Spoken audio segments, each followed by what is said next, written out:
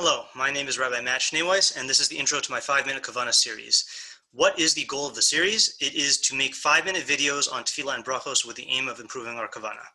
Am I qualified to do something like this? The answer is nope, I'm not. However, I do believe that there is precedent in the Sefer HaChinach. So the Sefer HaChinach sets out to explain what the meaning of Baruch Hashem is. And that's actually the first topic that we're going to take up. But before he does it, he says, "Now, when I take up this matter, it is not my thought that my intelligence will grasp even as much as a drop in the ocean of the truth of the subject. For it was previously told to me, and I heard it from the mouth of the wise, that these matters contain mighty fundamentals and wondrous esoteric ideas, which the wise scholars of the Torah convey to their students when they have understanding and are worthy and are pleasing in all their actions." So he's acknowledging from the get-go that his own intelligence is limited and can only grasp a drop in the ocean, and that there are many fundamental principles and esoteric ideas that he's just going to miss out on.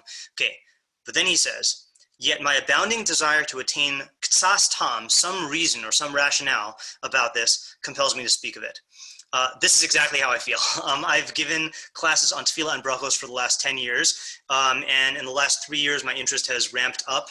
But I would never be so arrogant as to think that I have grasped anything more than a drop in the ocean.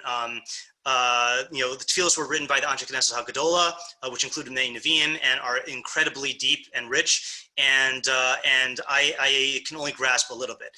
But that little bit that I grasp, that ktsas tam, is really what has compelled me to speak of this and to make the series. And he concludes by saying, "Perhaps silence would be better, but love has made me cross the line." And that's exactly how I feel. I myself have gained tremendously from my study of tefillah and brachos, and maybe it'd be better if I didn't make a series, but I just feel compelled to share what I've gained in hopes that other people can gain similarly. I also wanted to mention the Sefer HaChinuch's preface, because I think it's relevant for this project as well. I'll paraphrase it, it's up on the screen right now. He basically says that if you read the Sefer HaChinuch, you might walk away with the erroneous impression that he's some sort of genius and that it's an original work and that everything that he writes is his own analysis, a product of his own analysis. So he says that's not the case. Really, I'll read this last part now. "Here then the author himself proclaims from his place, informing and attesting faithfully to every reader, that most of the contents of the work are gleaned from the writings of the pillars of the earth, renowned for virtue and wisdom among the nations." So in other words, the Sefer HaChinuch is not an original work. All he's doing is gleaning the conclusions from the pillars of the earth, which for him are the Rif, the Rambam, and the Ramban, and presenting them to his reader. And that's exactly what I'm doing as well. The contents of these shiurim are not going to be original. I'm just presenting what I've learned from the writings of the true Chachamim. So that's my answer to the question.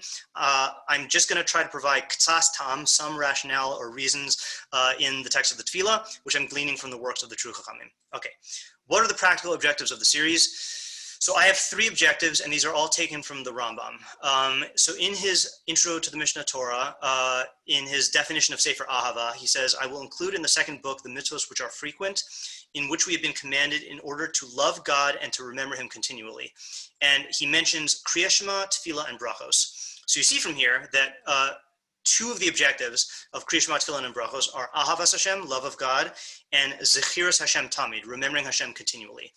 The third objective he mentions in his classification of brachos at the beginning of Hilchos Brachos. He says there are 3 types of brachos: blessings over enjoyment, blessings over mitzvos, and blessings of awe or fear, birchos hayira, in the manner of praise, thanks, and requests, in order to remember the Creator continually and to be in awe/fear of him. So the third objective is Yiras Hashem. So according to the Rambam, these are the objectives of tefillah and brachos. And those are the objectives in the shir as well. I want to improve our love of Hashem. I want to improve our ability to remember him constantly through tefillah and brachos. And I also want to improve our yiras Hashem. Few last-minute clarifications. This is not going to be a series of comprehensive, in-depth shirim. I do intend to give such shirim in yeshiva, but that's not what this is. This is a YouTube series of 5-minute videos and should be judged as such. These are not definitive, authoritative, final explanations of the true ideas of tefillah to the exclusion of others. These are just explanations that I found to be valuable for my own kavanah, which I hope will help other people as well.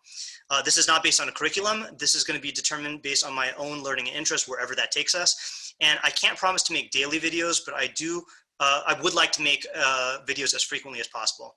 So with that, welcome to the series. Please feel free to leave your questions, insights, and feedback in the comments, and I look forward to learning with you. Thank you. Bye.